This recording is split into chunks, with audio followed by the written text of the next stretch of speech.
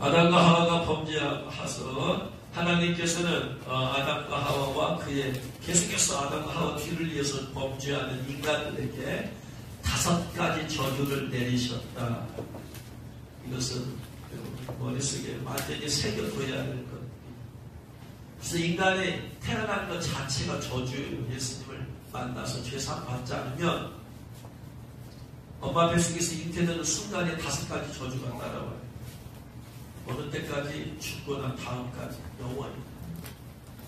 태어난 것 자체가 이 5가지 저주 문제가 해결 안 되면 태어난 것 자체가 저주예요. 그래서 예수님께서 다른 유다에게 네가 차라리 태어나지 않았으면 좋을 뻔해요. 차라리 안 태어났으면 좋고, 두 번째 태어나더라도 차라리 짐승으로 태어나는 게 훨씬 나아요. 왜 짐승은 지옥에 안 가요? 이 5가지 저주. 뱃속에서 태어나는 순간, 생명이 잉태되는 순간, 정자와 난자가 만나서 결합되어서 생명이 잉태되는 순간부터 5가지 저주. 첫 번째, 질병의 저주. 그래서 어떤 태아는 뱃속에서부터 질병을 가지고 태어납니다. 그래서 태어나서 이 땅에 살면서 수많은 질병과도 고통을 당합니다. 질병으로 죽기도 하고, 질병의 저주. 두 번째는 가난의 저주. 하나님께서 가난의 저주를 내리셨어요. 그래서 신명기 28장에 보면 사람이 이스라엘에서 죄를 지고 사람이 죄를 지면 가장 먼저 임하는 게 가난의 저주다. 세 번째, 마귀의 종된 저주. 하나님의 형상으로 만들어낸 애기를 보면은 야, 너 누구를 닮았냐? 누구 닮았겠어요? 부모 닮았지. 어디서? 땅에서 온다. 부모 닮았어. 아담과 하와는 누구 닮았어요? 하나님의 형상으로 만들어냈으니까 하나님 닮았잖아. 하나님의 자녀자. 하나님의 자녀로 창조된 그들이 범죄함을 통해서 마귀의 자식이 되고 마귀의 종이 되는 거였어요. 마귀의 종된 저주. 그래서 마귀의 종으로 일생 동안 마귀의 종으로 터다가 마귀의 자신으로 터다가 죽어서 마귀가 가는 지옥을 가고. 네 번째, 하나님의 떠나신 저주. 하나님의 떠나버렸어요. 하나님의 떠나니까 어린아이가 있는데 부모가 그걸 유기하고 떠나버렸어요. 유기하고 놓고 가버렸어요. 이 아이가 어떻게 잘할 수 있어요? 하나님의 떠나니까 이것보다 더 비참한. 그 다음에 죽고 난 다음에 죄값에 따라서 지옥에 가는 심판의 저주, 질병의 저주, 가난의 저주, 마귀의 종된 저주, 하나님의 떠난 저주, 죽어서는 지옥에 가는 저주. 인생이 저주예요, 저주. 사람들은 이걸 모르고 살아. 이 땅에서 좀 잘 먹고 잘 살고 또 성공하고 그러면 이 땅이 다인 줄 알고 그게 다인 줄 알고 여전히 그런 저주 안에 있어요. 아무리 대통령이 되고 왕이 되어지고 세상에 어떤 권세를 가져도 그런 그 저주 안에 사는 거예요. 그 저주를 벗어날 수 있는 사람 아무도 없어요. 다 저주 안에. 이 5가지 저주 가운데서 오늘은 그 질병의 저주에 대해서 말씀을 드리려고 합니다. 아담과 하와에게 흙을 먹으라 했을 때 이 흙은 뱀은 흙을 먹는 게 아니라고 했어요. 토끼나 쥐나 이런 거 잡아먹잖아요. 흙을 대한 것은 영적으로 뱀은 마귀를 상징하고 흙은 바로 사람의 몸이 흙으로 만들었으니까 흙을 먹어라. 그래서 마귀가 몸속에 들어와서 이걸 잡아먹으니까 여기서 질병이 생깁니다. 질병의 두 번째 문제는 죄 때문이에요. 죄 때문에. 이 죄 때문에 고통을 당하고 죄 때문에 죄로 인한 질병 때문에 고통을 당하고 질병 때문에 죽기도 하고 어느 글을 봤더니 전 세계에 있는 질환들이 질병으로 인한 고통들이 12,420여 개나 된다고 합니다. 12,420. 이 많은 질환의 고통을 가운데서 그래서 어떤 사람은 아파하는 원인을 알지를 못해요. 원인. 저 가까운 목사님이 허리가 아프고 다리가 찌릿찌릿하고 잠잘 때 잘 수가 없대. 찌릿찌릿해가지고 병원에 여기도 가고 저기도 가고 여기도 가고 저기도 가고 아기를 알 수가 없어. 알 수가 없으니까 치료가 불가능해. 원인을 알아야 되잖아. 그러더니 얼마 전에 갔더니 협착 때문에 생겼대. 협착 때문에. 그래서 약을 지어줬어요. 여러분 협착이 생겼다고 약을 지어주면 약 먹는다고 협착이 난다요? 아니요, 그냥 진통제야. 진통제. 해결이 안 돼요.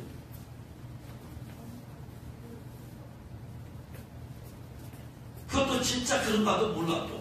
왜냐면 약을 먹어서 해결되는 게 아니잖아. 일주일에 한 번 보라고 하는데 어떻게 해결돼, 그게. 이게 지금 몇 개월째 고통을 당하죠. 밤에 잠을 못 자고. 이런 사람이 한둘이 아니더라. 그게 다 12,420여 안에. 미국에서 죽는 사람들은 33% 3명 중 1명이 암으로 죽는데, 한국에서는 25% 4명 중 1명이 암으로 죽는데, 그만 미래적으로 볼 때 외국에서는 2명 중 1명이 암으로 죽을 것이고, 좀 지나면 한국에서는 3명 중 1명이 암으로 죽는데, 이런 시대. 질병으로 인해 과학은 더 발달하고 의학은 더 발달했지만 죽는 사람들 숫자를 감할 수가 없어요. 더 늘어나는 겁니다. 이게 하나님이 내리신 저주를 하나님께서 풀어주지 않으면 인간의 과학으로 풀 수 없어요. 의학으로 풀 수 없어요. 인간의 머리로 안 돼. 하나님이 풀어주셔야 돼. 저주를 내리신 분이 하나님이시니까. 근데 이 질병의 저주가 죄 때문에 왔기 때문에 근원적으로 죄 문제가 해결되지 않으면 질병의 문제가 해결이 안 되는 거예요. 그래서 근원적인 해결해야 됩니다. 허리가 아프다고 진통제 먹는다고? 아니야, 임시 발편이야. 근원적으로 해결 안 돼. 협찬을 해결을 해줘야 돼.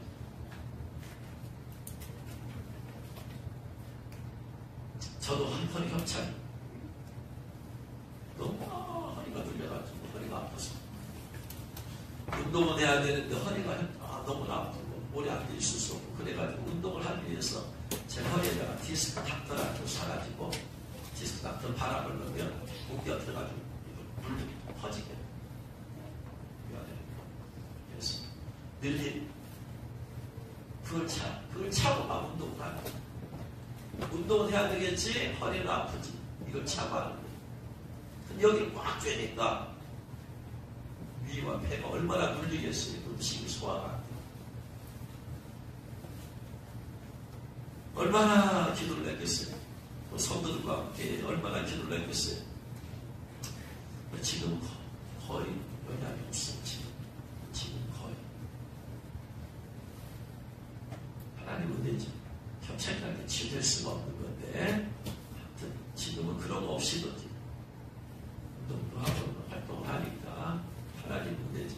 하나님의 은혜 아니면 해결될 방법이 없는 거지. 그래서 이 질병의 저주를 문제를 해결하려면 죄 문제가 해결돼야 되고 죄 문제가 해결되면 질병의 문제는 자동적으로 해결이 된다. 할렐루야. 그래서 예수님이 오신 거죠. 예수님께서 죄의 문제 해결하시고 질병의 저주까지 해결하시고 그래서 에베소 1장 7절 말씀에서 우리가 그리스도 안에서 그 은혜의 풍성함을 따라 그의 피로 말미암아 구속된 죄 사함을 받았으니 예수는 피로 죄 사함을 받는 거지. 요한일서 1장 7절에서 예수의 피가 우리를 모든 죄에서 깨끗하게 하실 것이에요. 할렐루야. 그래서 죄 문제를 해결해 주셨으면 이제 질병의 저주 문제도 해결해 주셔야 돼요. 어떤 사람이 30년형을 받았어요. 근데 그가 죄가 그래서 감옥에서 복역 중인데 그를 3년장을 줬어. 파리로 광복 3년장을 줬어. 그러면 죄 때문에 거기 있으니까 3년장 받았으면 감옥에서 나와야지. 교제에서 나와야지. 풀려야지. 왜? 죄가 3년이었어.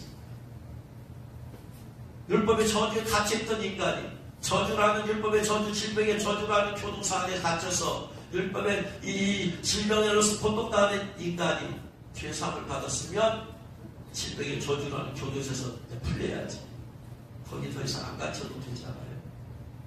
그래서 갈라디아서 13장 13절에 그리스도께서 우리를 위해 저주를 받은 바 되사 율법의 저주에서 우리를 속량하였으니 자유케 했다. 구원했다. 이 말. 율법의 저주. 율법의 저주가 뭐냐? 선악과 따먹지 말라는 그 율법이 있었는데 그 율법을 어겼어요. 어겨서 5가지 저주가 왔잖아. 율법을 어겨서 범죄했어. 법을 어겼어요. 범죄했다 이 말. 그래서 저주가 왔어요. 근데 예수님께서 오셔서 그 죄를 용서해 주셨으니 이제 율법의 저주에서 자유케 됩니다. 할렐루야. 그래서 하나님께서는 우리에게 죄를 사주신 것만 아니고 질병의 저주, 5가지 저주, 특별히 질병의 저주에서도 자유케 해주신 줄을 믿으시기 바랍니다. 이사야 선지자는 오실 메시아에 대해서 여러 번 이사야 서에서 여러 군데서 예언하고 있는데 오늘 읽은 말씀도 예언이에요. 오실 메시아에 대한 예언이에요. 특별히 어떤 예언이냐? 메시아께서 우리의 죄악을 감당해 주시고 용서해 주심으로써 질병의 저주에서도 자유케 해줄 것이다. 질병의 저주에서 벗어나기 위해서 우리의 육신을 치유해 줄 것이다. 질병을. 그 예언이에요. 6절 말씀해 보니까 우리는 다양과 거성들은 태나에 각기 제 길로 갔거늘 여호와께서 우리 모두의 죄악을 예수님께 담당시키셨어요. 예수님이 죄악을 하셨어요. 그래서 우리 죄를 용서해 주셨어요. 그러면 우리는 죄만 있느냐? 죄로만 있는 저주까지 지고 살았어요.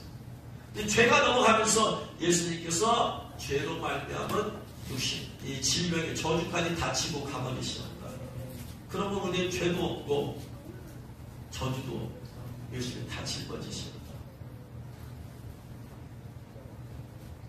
그래서 그는 멸시를 받아 사람에게 버림받았으며 이스라엘 사람이 버림받아서 십자가에 죽으셨죠. 간고를 많이 겪었으며 질고를 아는 자라. 질고라는 것이 뭐냐면요, 홀리라, 히브리어 홀리의 병이에요. 병을 아시는 분이에요. 여러분, 냉장고 화력 넣었으면 냉장고를 잘 아는 사람한테 가서 붙이라. 자동차 고장 났으면 잘 모르는 사람한테 갖다 맡기면 더 고장나게 할 수 있어. 잘 아는 사람한테 맡기면 금방 수리가 돼. 질병에 고통당했을 때 질병에 대해서 잘 아시는 분에 가서 치료를 해달라고 해야 돼. 디스크가 있다. 디스크 전문의한테 가서 해결을 해달라고 해야지. 내과 전문의한테 해달라고 하지 않대. 잘 아는 사람한테 가야 돼. 예수님은 질고를 아는 자라. 할렐루야. 그분께서 모든 질병을 아시는 분이십니다. 왜 이 질병이 왔는지, 어떻게 하면 이 질병이 치료될 수 있는지 아시는 분이심을 믿으시기 바랍니다. 그는 실로 우리의 질고를 치고 홀리 병.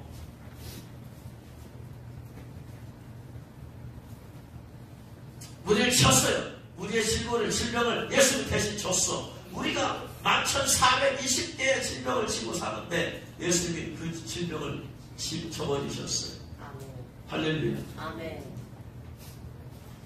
어떻게 해서 주셨느냐? 그리고 나서 우리가 치유되도록 하셨어. 치유의 길을 열어놓으셨는데 어떻게 하셨느냐 봤더니 5절 말씀에 그가 찔림은 우리 허물을 때문이요 그가 상함은 우리 죄악 때문이라. 그가 징계를 받으면 우리가 평안을 누리고 그가 채찍에 맞음으로 우리가 나음을 입었도다. 채찍에 맞은 이유는 죄를 지어서 채찍에 맞는 거 아니에요? 누가 맞았다. 옛날에는 태연 있잖아요. 태연 있어서 때려. 옛날 이교시대 여봐라 저 죄인에게 곤장 50대를 때려라. 그러면 죄 때문에 곤장 웃을 때 태연을 맞아요. 질병의 저주를 맞아야 돼 우리가. 죄 때문에. 근데 죄 없는 예수님께서 대신 맞으셨어. 대신 맞으셨어. 우리를 치유하시기 위해서.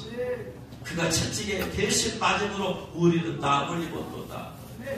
우리가 맞아야 될 채찍, 질병의 저주의 채찍을 예수님이 대신 받아주셨어요. 이유는 무엇이냐? 사랑 때문에. 사랑하기 때문에. 5가지 저주 안에 살다가 죽어서 영원히 지옥에 가는 인간을 하나님은 불쌍히 여기시고 사랑하셨어요. 할렐루야. 그 하나님의 사랑, 그 사랑은 움직임, 어떤 책의 제목과 이렇게 사랑은 뭐하는가, 움직임. 내가 누군가를 사랑하면 가만히 있을 수가 없어. 내가 움직여야 돼. 마음이 통해 움직여서 그를 위해서 뭔가 선물을 하거나 그에게 뭔가를 해주고 싶어요. 사랑하는 마음이 없으면 해야 안 해요? 안 하지. 말씀이지. 내가 사랑해. 내가 자식을 사랑하면 자식을 위해서 내가 뭘 기쁘게 할 것이 무엇인가 선물을 사준다. 사랑은 움직이는 것이. 움직이지 않는 건 사랑이야. 하나님은 살아계시고 그러니까 움직이셔야 돼요. 죄에 빠진 인간, 5가지 저주 가운데 인간을 구원하기 위해서 하나님은 움직이셔야 돼요. 그래서 예수님께서 움직이셔서 이 땅에 내려오셨어요. 예수님께서 태찍에 맞으심으로 우리의 질병을 치유되도록 하셨어요. 하나님의 사랑은 움직이는 거지. 여러분 정말로 주님을 사랑한다면 주님을 위해서 움직이는 자가 되어야 돼요. 가만히 와서 앉았다 가고 예배에 앉았다 가고 그건 사랑이 아니야. 내가 뭔가 주님을 위해서 움직여서 봉사를 하거나 전도를 하거나 선교를 하거나 뭔가 주님을 위해서 하게 되어 있다. 죄를 기쁘시 하기 위해서 하게 되어 있다. 하나님의 사랑은 움직이는 것이고 주님을 향한 사랑이 있으면 움직이시기 바랍니다. 내가 뭘 할 수 있을까? 뭘 할 수 있을까? 뭘 할 수 있을까?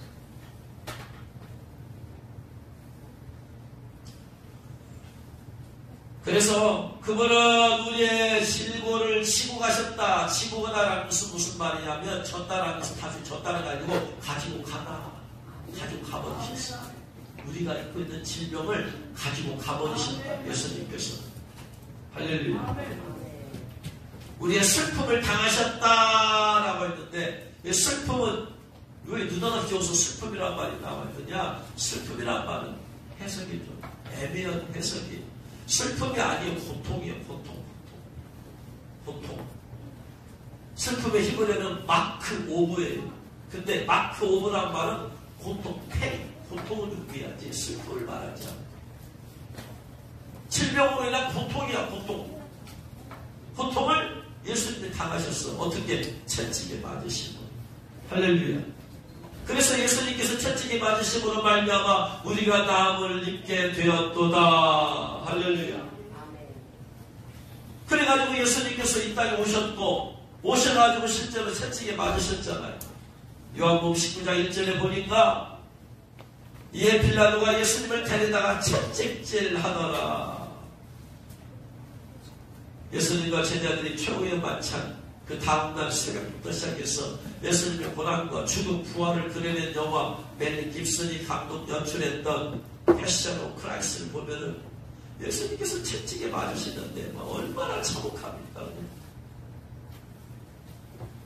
뉘어놓고 때리고 뒤집어놓고 때리고 채찍질하고 온몸에 피투성이에요. 피투성. 야, 그걸 보면서 사람이 저렇게 잔인할 수도 있나. 적나라하게 영화에다 담아놨잖아요. 영화가 너무나 적나라하게 담아놔서 자립성 심리로 미국에서 상영 금지 논란까지 있었지만 어쨌든 상영이 되었어요. 아주 구체적으로 실제적으로 보여준 영화잖아요. 근데 왜 그렇게 당하셔야만 되느냐? 이스라엘 선자를 통해 하나님 예언해 주셨잖아요. 채찍에 맞으셔야지 우리가 나음을 입게 된다. 그래서 예수님께서 메시아이심이 증명되기 위해서는 채찍에 맞으셔야만 되는 거예요. 안 맞으시면 예수님 메시아가 안 되는 거예요. 예수님께서 모든 구약을 성취하러 오셨습니다.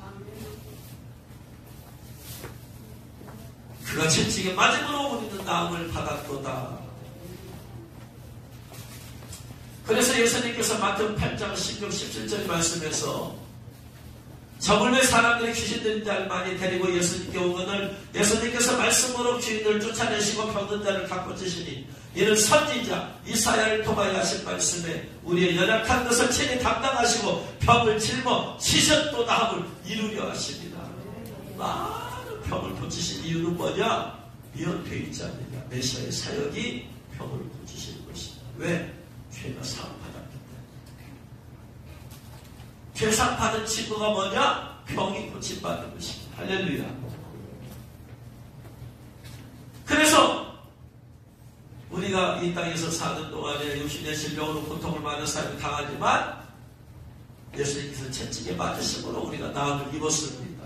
치유받을 수 있는 길이 열렸어요. 할렐루야. 그래서 우리가 육신의 질병 때문에 고통을 당할 때 우리는 치유를 위해서 기도해야 돼요. 너희 중에 질거하는 자가 있느냐 저는 찬송할 것이요. 너희 중에 고난당한 자가 있느냐 저는 기도할 것이 하면서 그 다음에 병든 자가 있느냐 교회 장로들 대다가 기름 못 받고 기도받으라. 병든 자가 있느냐? 치유받아라. 치유받아라. 왜? 예수님께서 흘리신 피가 헛되지 않기 위해서 그런 거예요. 예수님께서 우리를 고치기 위해서 채찍에 맞으심으로 우리의 질병을 치유하셨는데 우리가 여전히 질병 가운데 있으면 예수님께서 채찍에 맞으면 흘린 피가 헛되이 되어버려요. 헛되이. 무의미하게 되어버려요. 예수님께서 우리의 모든 죄를 용서하기 위해서 십자가에서 죽으셨는데 예수님만 믿으면 예수님의 십자가에 죽으시면 헛되어져버려요. 예수님 메시아인 증거는 죄사함과 함께 치유가 나타나야 되는데 예수님을 믿는데 치유가 나타나면 예수님이 메시아가 아닌 것이 되어버려요. 나를 위해서도 치유받아야 되지만 예수님의 이름으로 치유받음으로 예수님의 메시아가 그 증거이 되어야 돼요. 할렐루야. 예수님의 영광을 받으셔야 돼요. 죄 없는 예수님이 채찍에 맞으시면서 나 대신 맞으심으로 우리가 치유를 받게 되었습니다. 그래서 반드시 복음이 증거되는 곳에서는 치유의 역사가 나타나야 됩니다. 세례요한이 감옥에 갇혔을 때 제자들 보내었어요. 예수님, 당신이 오실 그일입니까? 구약의 하나님 보내 예언한 메시아이십니까? 아니면 우리가 딴 사람을 기다려야 됩니까? 라고 했을 때 예수님께서 네가 본 것을 가서 전해라. 눈먼 자가 눈을 뜨고 병든 자가 고침받고 저는 마리가 쓰게 되어지고 죽은 자가 살아나고 이걸 가서 얘기를 해요. 왜 자기 스스로 메시아라고 대답을 안 하지? 왜 그랬어요? 예언이 되어 있잖아. 메시아가 오시면 병든 자가 고침받게 된다. 지금 예언이 성취가 되었지 않냐? 네가 보고 있지 않냐? 지금 어느 누가 그런 일을 해간 사람이 있더냐? 많은 사람이 내가 메시아라고 가짜화가 왔지만 정말로 눈뜨했느냐? 앉은 병이 이렇게 세웠느냐? 죽은 자를 살려냈느냐? 수많은 병을 치유해준 사람이 있더냐? 없지 않느냐? 바로 이 사역이 내가 메시아를 증거하는 사역입니다. 복음이 증거되는 곳에서는 반드시 치유의 역사가 나타날 줄을 믿으시기 바랍니다. 예수님의 이름의 권세와 능력으로 치유가 나타날 줄을 믿으시기 바랍니다. 어떻게 하면 치유의 역사가 나타날 수 있을까요? 첫 번째, 나는 믿어라. 믿어라. 예수님께 채찍에 말씀으로 우리가 나를 입었다. 예수님께서 모든 죄 사하셨다. 믿어라. 믿어. 할렐루야. 믿음 없이는 하나님을 기쁘시게 할 수 없어요. 그리고 예수님께서는 내 믿음대로 될지어다 라고 말씀하세요. 마태복음 8장 13절에서 백부장이 자기 하인을 치유를 위해서 말씀합니다.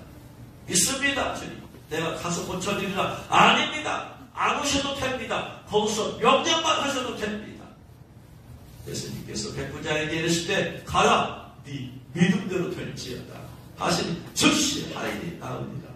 믿음대로.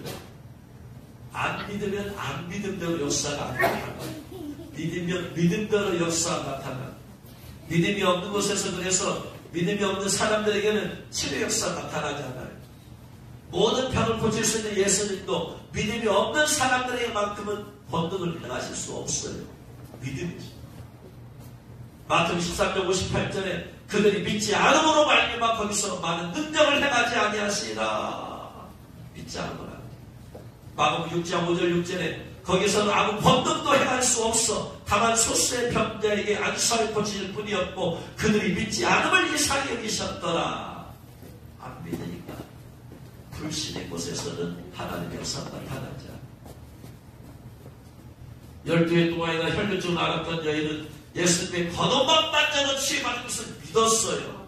그 믿음대로 예수님의 겉옷을 만졌을 때 치유를 받았습니다. 할렐루야. 그래서 예수님께서 치유의 능력을 일으키시는 원동력은 우리의 믿음입니다. 믿음. 우리가 믿을 때 하나님은 일하세요. 나의 믿음 위에 하나님의 능력을 더해주셔서 치유의 역사가 나타나게 해주시는 겁니다. 손바닥이 마주치야 소리가 나는 나의 믿음과 하나님의 능력이 마주치야 여기서 치유의 역사가 나타나는. 할렐루야. 첫 번째 이름으로 믿으시기 바랍니다. 두 번째 믿기만 하면 되느냐? 아니, 회개하면서 기도. 따라합니다. 회개하면서 기도하자. 회개하면서 기도하자. 왜냐하면 질병 자체, 질병의 저주 자체가 온 원인이 뭔 때문에 그래? 죄 때문에 왔잖아. 그럼 기본적으로 우리 죄 깔려있어. 그런데 어떤 특정한 질병도 특정한 죄 때문에 올 수 있다 이 말이에요.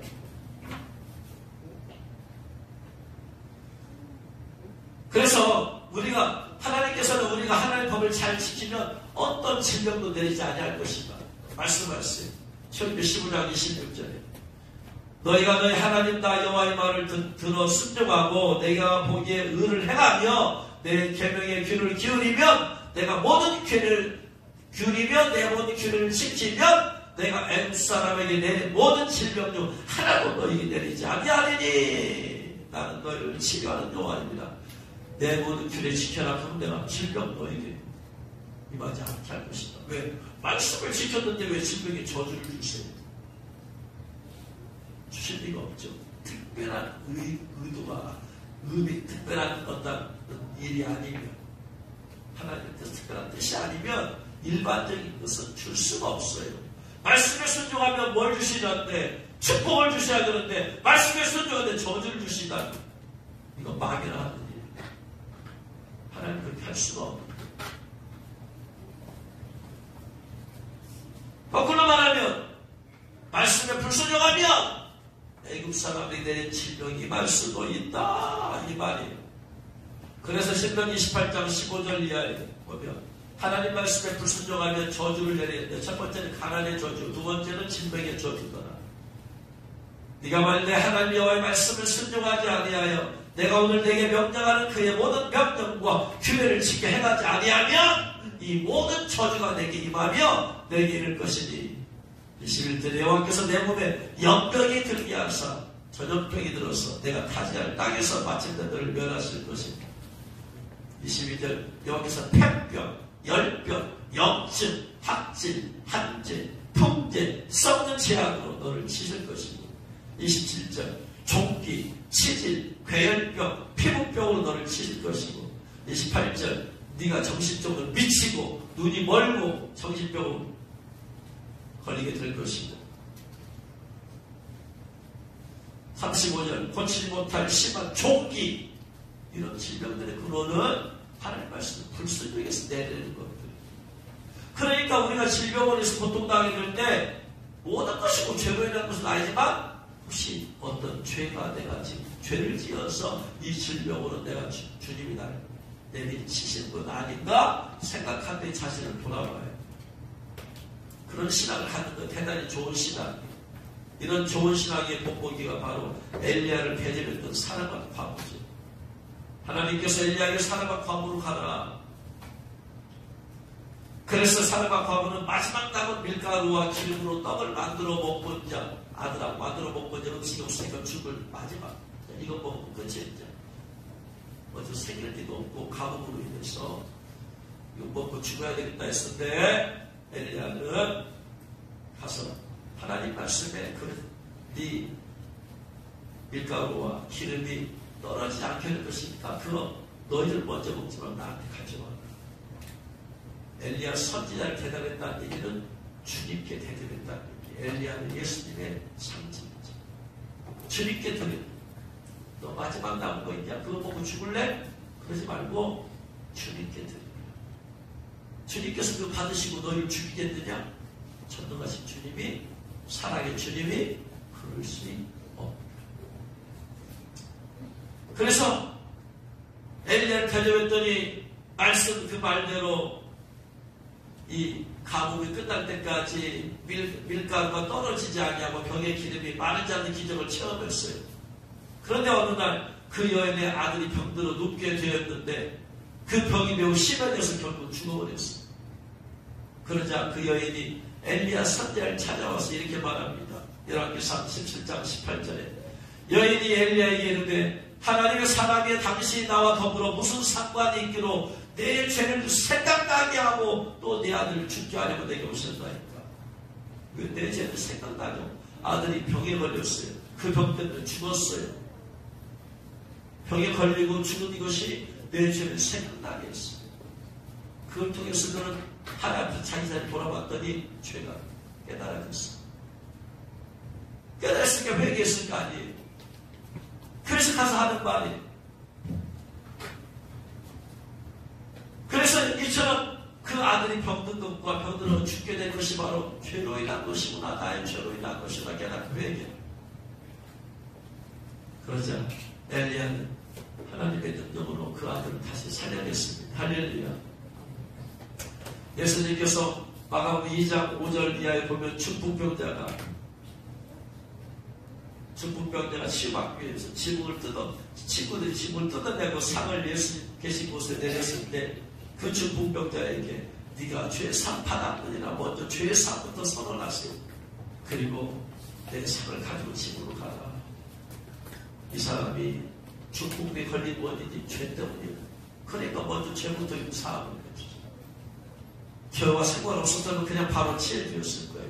물론 모든 질병이 다 죄와 상관이 있는 건 아니다 이 말. 그러나 그럴 수도 있기 때문에 자신을 돌아보는 것은 대단히 중요합니다. 요한복음 5장에 보면 38년 된 병자 있잖아요. 38년 동안 병으로 고통에 당했어요. 20살 때 병 걸렸으면 38년이니까 지금 58세야. 인생의 3분의 1을 지금 질병 가운데 고통 가운데 당해서 얼마나 비참해요. 근데 그 38년 된 병자를 또 치유해 주셨어요. 왜 이 병자는 38년 동안 치유를 받지 못하고 고통 가운데 있었을까요? 38이라는 숫자의 의미를 가져야 돼. 이스라엘 백성이 출애굽에서 가데스 바네아까지 온데 와가지고 거기서 12명이 정탐꾼을 보냈잖아요. 그래가지고 40일 동안 탐지하고 돌아와서 12명의 정탐꾼이 보고하잖아. 그 중에 두 사람 여호수아와 갈렙은 저 땅은 기름진 땅이다. 하나님 말씀하신 대로 하나님 우리와 함께 하시기 때문에 저들을 쫓아버리고 저들을 정복하자 했는데 나머지 10명은 믿음이 없어. 이 땅은 천박한 땅이다. 저들은 자이언트고 우리는 메뚜기와 같다. 메뚜기와 자이언트 거인이 전쟁하면 싸우면 누가 이기겠느냐. 우리는 한 주먹거리도 안 된다. 전쟁하면 우리는 필패다. 100점 100패다. 그러니 다시 차라리 애굽이 낫다. 애굽 가서 종도 터는 게 그게 낫다. 그래서 돌아가자. 그렇게 10명이 본 거니까 이스라엘 백성들이 밤새도록 통곡하고 울면서 여기까지 고생해서 왔는데 결국 여기 와서 전쟁을 죽으라는 얘기냐. 불평하고 원망하고 그리고 여호수아 갈렙을 돌로 쳐서 죽여버리려고. 어디서 니들이 우리를 추동질해가지고 전쟁에서 우리를 죽이려고 하느냐 했을 때 하나님이 나타나시지. 진노하시지. 내가 그토록 많은 기적을 보여줬고 능력을 보여줬는데 내가 저들을 못 쫓아내겠느냐. 내가 믿어오는 너희를 저녁동안 싹 죽이고 새로운 사람들을 싹 죽여버리겠다. 그러자 모세가 기도하자. 간절히 기도하니까 용서해달라고 기도하니까 하나님께서 40일 동안 탐지했지. 너희는 하루당 1년으로 계산해서 40년 동안 광야 생활해라. 너희들 징계다. 그래서 가데스 바네아에서 다시 광야로 돌아갑니다. 그럼 거기서 광야에서 다시 광야에서 돌아가서 얼마 동안 고생을 또 해야 돼요? 40년을 해야 돼요. 근데 성경은 40년이라고 말하지 않아요.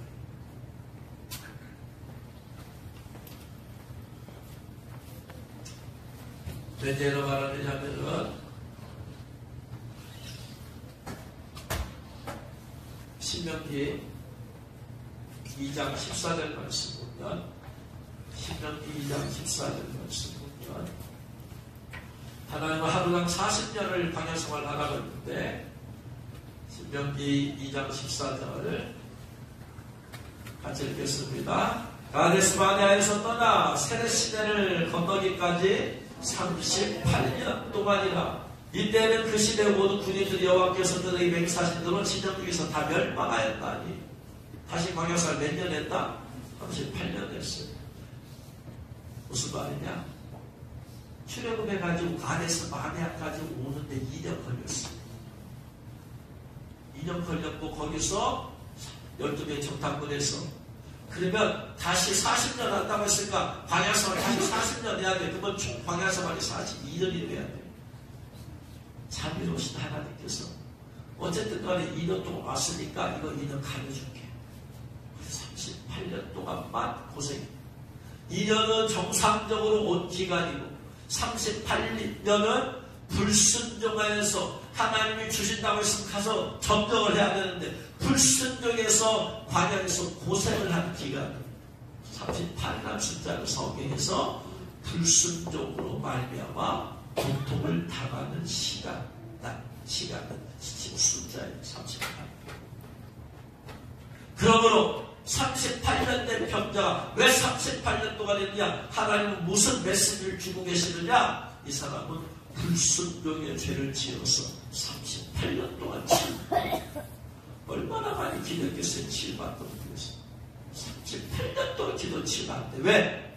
뭐 때문에? 죄가 해결이 돼야 되지. 죄로 말미암아 질병에 걸렸는데 죄 회개도 안 하고 병만 치유달라고 하면 된다 안 된다? 안 된다. 회개부터 했어요. 회개. 근데 이 사람은 못 깨달아. 설마 내가 이 병이 내 죄 때문이냐? 그 회개를 안 하니까. 그래서 이 사람의 죄가 불순종의 죄 때문에 그런 거예요. 그래서 그 사람 요한복음 5장 14절에 예수님께서 성전에서 그 사람을 만나 알려주시는데 보라! 네가 나았으니 더 심한 것이 생기지 않게 다시는 죄를 범하지 말라. 너 그 죄 때문에 걸린 거야. 근데 네가 또다시 그 죄 지으면 더 심하게 병 걸린다. 그래서 어떤 사람은 병에 걸렸다가 치유받았는데 다시 그 병에 걸려서 죽은 사람이 있어요. 이거 가짜다.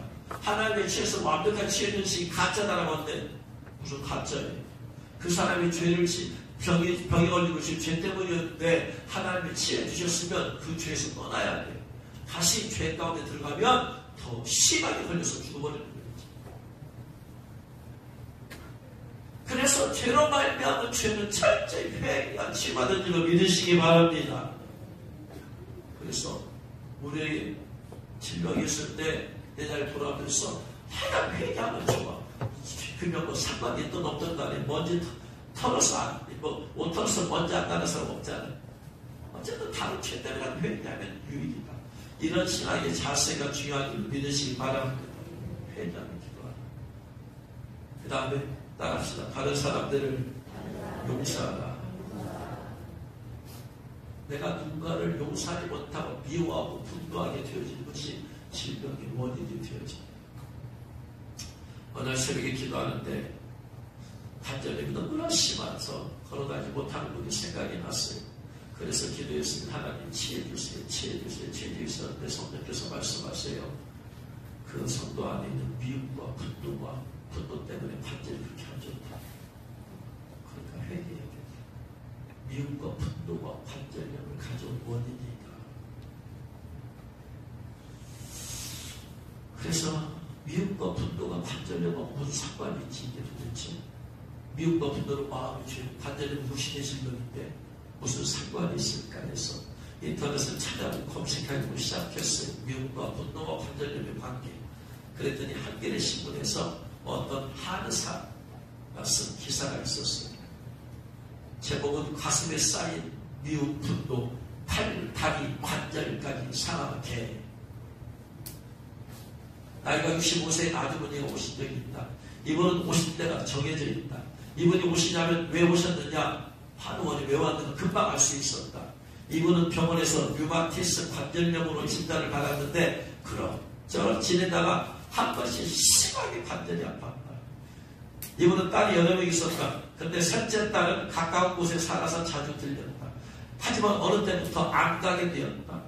그 집에만 갔다 오면 병이 나서 온몸에 관절이 안 아픈 곳이 없었기 때문이다. 그 딸은 출근하는 남편에게도 밥을 제대로 차려주지 않고 아이들에게는 음식들을 시켜주고 어쩌다 음식을 해도 며칠씩 설거지를 하지 않고 그릇을 지저분하게 그대로 둔다는 것이었다. 그 정도는 자신이 가서 좀 도와줄 수 있지만 문제는 그 딸이 매일 나가지고 씀씀이도 커가지고 카드비까지 많다고 한다. 주위에서 걱정하는 말을 해도 아랑곳하지 않고 계속 그렇게 생활을 해서 큰 걱정이라고 했다. 이분은 그래도 딸이라 걱정이 되어서 한 번씩 들르면 속상해서 병이 나곤 했다. 이분이 오시게 되면 또 딸네 집에 다녀오신 것을 알 수 있었다. 사람이 너무 속이 상하거나 마음이 미움이 쌓이면 가슴에 응어리가 진다. 미움은 증오를 낳고 증오는 강한 분노를 낳는다. 그 분노는 가슴 한가운데 있는 단중혈이라는 것을 막는다. 단중혈이 좀 심하게 막힌 사람은 대부분 가슴 가운데 손으로 눌러보면 아프다. 단중혈이 막히면 세상이 어두워 보인다. 단중혈에 조금이라도 여분의 공간이 있어야 마음의 여유와 기쁨이 있게 된다. 이것이 막히면 나에게 즐거운 일은 하나도 없고 자신은 우울하고 불쌍한 존재로 생각하게 된다. 생각하게 된다. 이유 없이 화와 짜증이 자주 나고 남과 이야기하기도 싫어진다. 세상 사람들이 다 나를 공격하는 적으로 보인다. 이 상태가 심해지면 가슴에 쌓인 분노, 증오의 화기가 사지로 넘쳐나게 된다. 증오가 가슴의 공간을 다 채우고 넘쳐 온몸으로 퍼져 팔과 다리의 관절까지 흘러가게 된다. 손과 발에서 이유 없이 후끈후끈 열이 나고 열이 쉽게 얼굴로 오르기도 한다. 또 이분처럼 관절이 아프기도 한다. 처음에 이분은 자신이 왜 그런지 몰랐었다. 오실 때마다 몇 번씩 이런 얘기를 해야 된다. 나중에서야 자신이 그럴 때마다 아프다는 것을 깨닫고 딸 집에 발길을 끊어버렸다. 사람이 화가 났을 때 나오는 독은 백동만큼이나 독하다고 한다. 화가 모여 미움이 되고 미움이 모여 증오가 되면 사실 가장 먼저 피해를 보는 사람은 그 미움 대상이 아니라 자신이다. 자신의 증오심이 자신의 생명을 죽여간다. 어떤 책이 봤더니 어느 목사님, 렌젤치아는 목사님 이런 글을 썼어요. 어떤 여집사님이 자기 남편이 계속 음주와 폭행과 바람 피우는 것 때문에 속이 상해서 마음속으로 늘 남편을 증오하고 원망하며 살았다고 합니다. 그러다가 쇠약증으로 인해서 신경성 관절염이 생겨서 뼈마디마다 쑤시는 진통과 고통을 겪는 나날을 보냈다고 한다. 어느 날 남편이 용서를 구했지만 남편은 네 준 상처들이 자꾸 생각나서 도무지 용서해 줄 수가 없었다고 한다. 그래서 담임 목사와 상담을 하고 기도원에 가서 금식하고 기도한 중에 주님 말씀을 주셨다. 너희가 사람의 과실을 용서하면 너희 천국께서도 너희 과실을 용서하시려니와 너희가 사람의 과실을 용서하지 아니하면 너희 아버지께서도 너희 과실을 용서하지 아니하시리라. 여집사님이 이 말씀을 주님께 받고 집에 돌아와 남편을 용서해 주었다고 한다. 그랬더니 남편이 크게 뉘우치고 남편도 함께 교회에 출석하게 되었고 그 여집사님을 괴롭히던 신경 관절통이 모두 치료되고 회복되었다는 간증을 했다고 한다. 이처럼 미움과 분노가 관절염의 근원이 될 수 있고 관절염뿐만 아니라 육신의 질병의 70% 원인은 마음입니다. 내 마음의 분노와 미움, 남을 용서하지 않은 것이 내 육체를 힘들게 하고 뼈마디를 고통스럽게 하고 암까지만. 그러니까 미움과 분노 회개야. 주님께 맡기더래. 내가 힘들면 어떻게 할 수가 없어. 내가 살기 위해 사는 용서는 내가 살기 위해 사는 거야. 정신과 의사들과 과학자들은 남을 용서하지 않는 마음이 관절염이나 암과 같은 질병과 큰 관계가 있다고 하고 하버드 의과대의 연구에 따르면 분노로 화를 자극내는 사람은 보통 사람들보다 심장마비를 일으킬 위험이 2배나 높고 생명을 단축시킨다고 합니다. 영적으로 보면 다른 사람의 분노와 미움은 귀신을 어둠을 불러들여 그 어둠이 어디 관절에 달라붙어서 관절염을 일으키고 또 다른 질병을 일으키는 거예요. 미국에 이민을 간 유대 납비가 이런 말을 했답니다. 미국에 도착하기 전에 히틀러를 용서해야 되겠습니다. 자유의 나라 미국까지 히틀러를 데려가고 싶지 않습니다. 나에게 상처를 줄 사람을 용서하기 쉽지 않겠지만 그 용서가 나를 살리는 것이 용서하면 내가 죽는 것, 그 사람보다 내가 죽는 것이.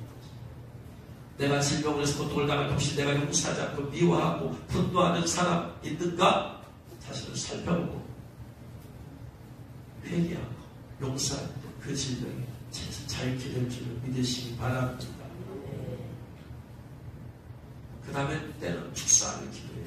질병의 원인이 귀신인데 예수님께서 많은 종교의 귀신을 쫓아내며 치유해 주셨어요. 마음 6장 13절 많은 귀신을 쫓아내며 많은 병자에게 기름을 발라붙인다. 누가복음 13장 32절 이르되 너희는 가서 저 여호와에게 이르되 오늘과 내일은 내가 귀신을 쫓아내며 병을 고치다가 제3일에는 완전하여지리라. 대부분의 많은 질병들이 귀신이 일어난 것이기 때문에 축사하면서 치유를 위해서 기도하면 대단히 중요해요. 그래서 마태복음 10장 1절에 예수님께서 12제자를 부르사 더러운 귀신을 쫓아내며 모든 병과 모든 약한 것을 고칠 권능을 주시더라 그랬어요. 2월달 셋째째 오시는 주일 밤에 오신 첫째 목사님께서 책을 읽고 있는데 그분의 간증이 그분이 처음에 성자상 기도원에 갔어요. 남편이 거기 있어서. 근데 그 당시에 허리가 너무나 허리가 아프고 매일 병원에 가서 치료받고 진통제 먹고 간신히 아이 돌보고 있었대. 근데 기도원에 올라서 갔어요. 기도원에 가서 바닥에 방석을 깔고 앉았는데 방석을 깔고 앉으니까 너무나 허리가 끊어져서 아프대. 첫날 예배를 드리는데 원장님이 그것을 보고 사모님 나오시고 허리가 많이 아프시니 나오시고 그 방석 깔아주고 뛰었대. 그리고 원장님 배가 손을 놓고 기도하셨대. 그러더니 애기 귀신 나가 했더니 갑자기 자기 입에서 막 어린애 울음소리가 나오기 시작해. 깜짝 놀랐대. 자기 안에 그런 귀신이 있는 줄 몰라. 그러더니 한참 울더니 울음이 끝났어. 그 다음날 예배 줄 때 또 나오네. 배에다 또 손 놓고 기도하시더니 너 누구냐?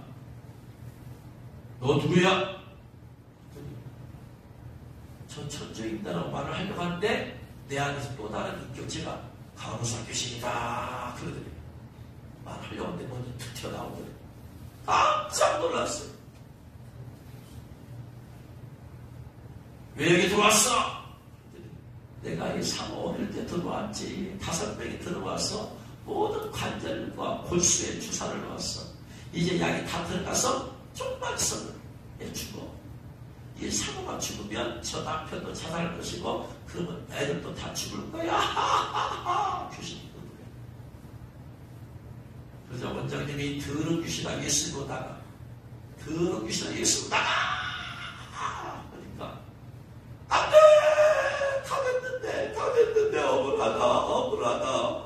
왜 이 기도원에 왔어? 왜 여기 왔어? 아무개 하려고 이럴 줄 알고 아무개 안 가게 하려고 했는데 한참을 부르짖더니 자기 속에서 쏙 뭐가 빠져나갔던 게 그러더니 허리가 하나가 안 아프고 몸이 새털쩍 가볍게 되고 할렐루야. 우리 집에서 자주 보는 일 아니에요?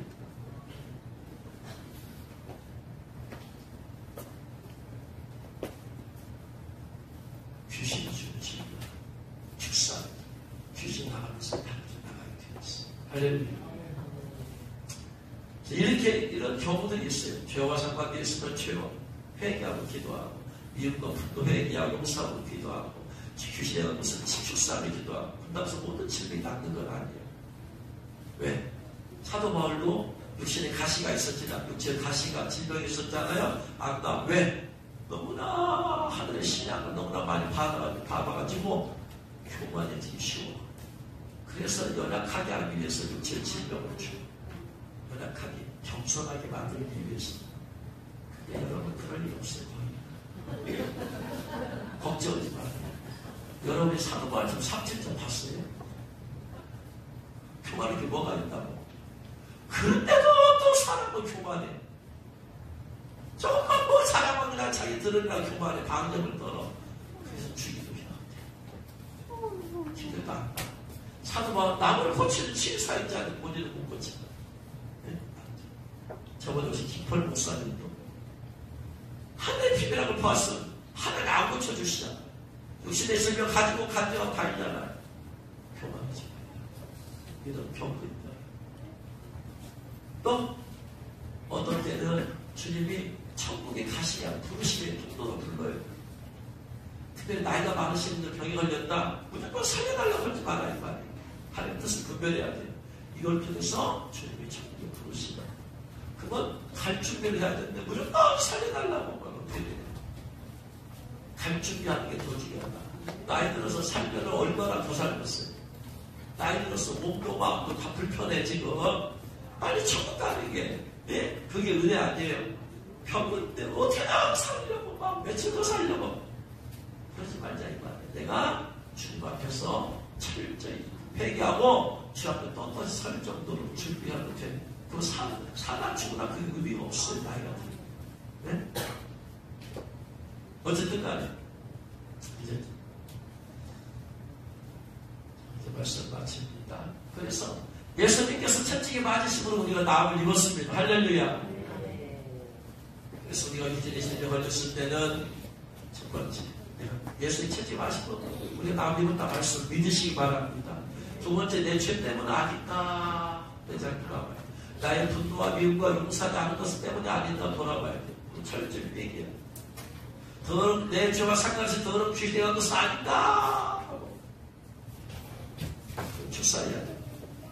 오늘 주님이 나를 이걸 통해서 무슨 질병을 통해서 무슨 깨달음을 주시려고 하는 것입니까? 교만하지 말라. 겸손하라. 의미가 있을 수 있죠. 주님 나를 부르신 통로가 아닌가? 주님께서 알려주세요. 주님 무슨 뜻이에요? 그래서 주님의 뜻대로 되는지 모든 것을 하나님께서 완벽하게 설명해 줄 수 있습니다. 원하옵기는 하지만 보편적으로는 병에 걸리면 치유되어지기 죄로 축원합니다. 사랑 모습을 새겨보면 치유를 걷다가 천사들이 있어요. 천사들이 사역을 보아서 서유일날 11살짜리 초등학교 아이가 작년 말부터 이제 기도받고 전화 기도받고 이제 입시 나왔는데 자 그랬어요. 일주일에 최소 한 번 내지 두 번은 입시 기도를 받아야 됩니다. 네. 하나님 그 의사예요. 그런데 안 받으면 그것이 다쳐버리면 다시 어려워. 계속해서 하나님 주신 의사는 활용을 해야 됩니다. 그래서 일주일에 한 번 하면 1년이면 52주야. 1년 동안 천국에 입신하고 52번을 할 수 있어. 일주일에 두 번 하면 100번을 갔다 올 수 있어요. 그러면 한 번 간 사람하고 50번 간 사람하고 천국을 보는 깊이가 달라. 깨달은 게 달라. 그래서 제가 그랬어요. 최소 한 번, 일주일에 두 번은 저는 기도받고 합시다. 그래가지고 저 수요일하고 금요일 날 그때 두 번 하든가 한 번 하든가 하라. 그래서 지난 금요일에도 전화 시간 정해놓고 기도를 해줬는데 기도를 해줬어요. 그러고 나서 일단은 방언부터 하라고 해야 혹시 죄로 인해서 막히는 것 있으면 빨리 그부터 회개시켜야 되니까 방언하라고 했는데 특히 죄가 없어요. 그래서 이제 입시 기도를 해줬어요. 그래서 누워있게 하고 눈에 안수하고 기도했더니 뭐가 보이냐고 했더니 예수님 오신대지. 예수님 벌써 아시고 오신대. 그래가지고 예수님이 그를 데리고 천국에 들어갔어요. 걔가 그런데 예수님 저도 축사에 눈병으로 기름 받으라고 축사하려고 별로 안 죽었는데 가보셨냐고 그랬더니 주님께서 축사의 영으로 기름을 붓는데 기름이 파란색이다. 회개의 영으로 기름 붓는 것은 기름이 노란색 기름, 예언의 영은 다홍색 기름을 붓다가 처음 듣는데 그래서 걔가 천국 갔다 오면 저도 기대가 되는 게 저도 안 가봤으니까 보내는 저 의사도 저 가는 의사가 없어요. 저 가가 갔다 와서 간증하면 저도 새로운 걸 알게 되어요. 하나님께서 2024년도에 우리 교회 하늘을 더 여시겠다는 것은 더 많은 치유의 능력에서 나타나셨다는 것이 할렐루야. 더 많은 치유의 기름 부음이 더 많은 치유 담당 천사들을 풀어줄 줄을 믿습니다. 나사렛 예수 그리스도로 더 강력한 치유의 천사들이 풀어지기를 주여러분 축원합니다. 나사렛 예수 그리스도로 강력한 치유의 기름 부음이 임하기를 주여러분 축원합니다. 그래서 예수 그리스도로 치유가 나타나서 더 하나님께 영광이 되어지고 더 예수의 권세와 능력이 더 선포되어지고 더 많은 사람들이 이곳에 와서 살아계신 하나님을 만나고 회개하고 변화를 고침하고 치유받고 조심을 준비하게 했을 때 그런 놀라운 역사가 나타날 줄 믿습니다. 주여 강력한 치유하는 천사를 보내주옵소서. 성도들이 강력한 치유의 기름을 심하게 하여